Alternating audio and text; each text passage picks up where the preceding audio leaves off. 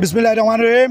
বাংলাদেশ জাতীয়তাবাদী যুবদল কেন্দ্রীয় নির্বাহী কমিটির বিপ্লবী সাধারণ সম্পাদক জনাব নুরুল ইসলাম নয়ন ভাইয়ের রাঙ্গুনিয়া শহীদ প্রেসিডেন্ট জিয়াউর রহমানের প্রথম কবরস্থানের পরিদর্শনে আসার আগমন উপলক্ষে রাঙ্গুনিয়া উপজেলা যুবদল ও রাঙ্গুনিয়া পৌরসভা যুবদলের পক্ষ থেকে আমি আন্তরিক ধন্যবাদ জানাচ্ছি ও মোবারকবাদ জানাচ্ছি। উনি আমাদের আজকে শহীদ প্রেসিডেন্ট জিয়াউর রহমানের কবর পরিদর্শন করবেন।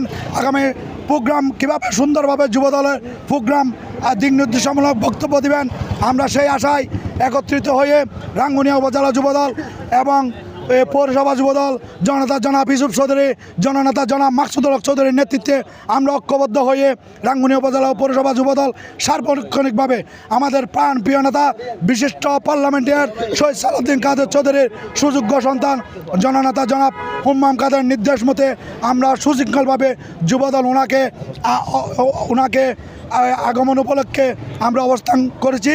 ওনাকে আমরা আজকে সৌন্দর্যমূলকভাবে এবং যুবদলের পক্ষ থেকে আন্তরিক ধন্যবাদ জানাচ্ছি।